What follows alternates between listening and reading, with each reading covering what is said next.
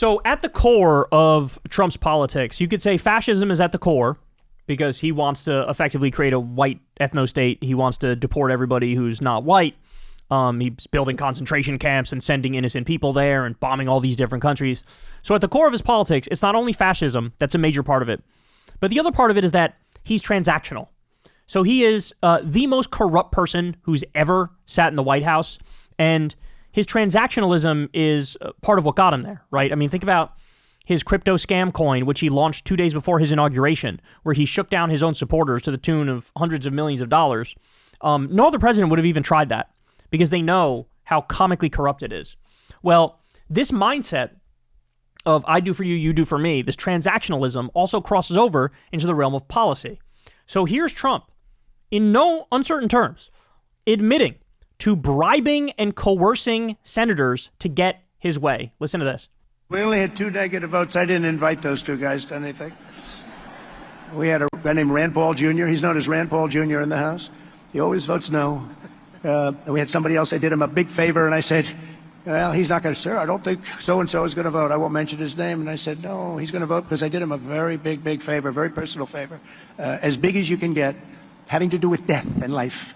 But having to do, no, he's going to vote. Don't worry about it. Okay, sir, if you tell me, but I don't think we're going to get his vote. Don't worry about it, I said. I know what I'm talking about. Don't worry about it. And sure as hell, he voted against this. And I said another one down, another great move by Trump. Anyway, so much for favors. You know, it's welcome to the world of politics, right? Right, David? We know about that.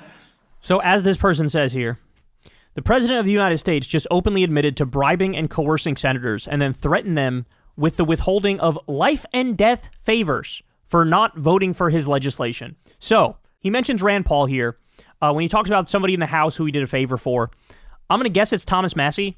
I mean, there weren't that many that voted against the big bullshit bill, which is, I'm sure, what he's referring to here.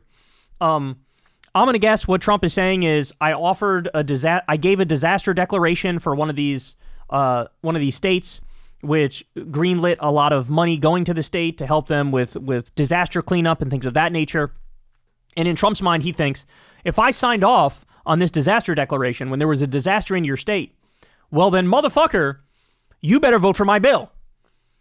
It does not even occur to this bloated geriatric pedophile buffoon. It does not even occur to him that there might be a principled reason to vote against his shitty bill.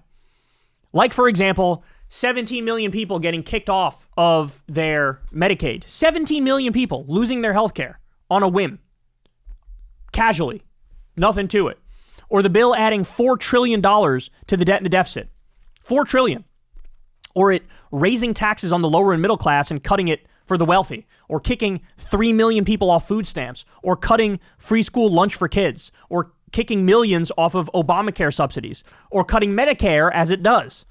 Killing the wind projects and the solar projects and increasing pollution and whatever, fill in the blank. There's 1,000 terrible things. The billions of dollars to the Golden Dome, which is just nothing but a massive giveaway to Lockheed Martin and all these defense contractor companies that are just going to get rich off this and give us fucking nothing of substance. So to Trump, it's like, oh, if I gave you a disaster declaration for your state, obviously you're going to vote to kick 17 million people off healthcare and add $4 trillion to the deficit, right? Right? And when you don't, it's, oh, they're done. They're excommunicated. They're not invited to any events. We're going to make sure that we fucking ruin them. I'm going to crusade against them. I'm going to make sure that I try to use my power to kick them out of the Republican Party, make them lose a primary, whatever it may be. And so this is how the man thinks about politics. He's saying the quiet part out loud here. This is the quiet part out loud. It's like, yeah, this is how I try to, so I scratch your back, you scratch mine. I wasn't going to approve your disaster declaration, but to try to get you to vote for my bill, I'll do that. But, oh, you voted against it? Okay, well, then you're fucked. So I coerced you, and I tried to twist your arm, and now I view you as disloyal, even though, again, it was a vote of principle. So this is horrific, bro. And at the same time, compare it to the Democrats, where all the Democrats do is ask nicely, right? Like there's a happy medium between coercing and bribing to get a vote, right? And asking nicely, and when rejected, just immediately saying okay and moving on. Like there's a middle path there, right? There's a way you could actually do it where it's not bordering on fucking criminal, but also it is applying pressure.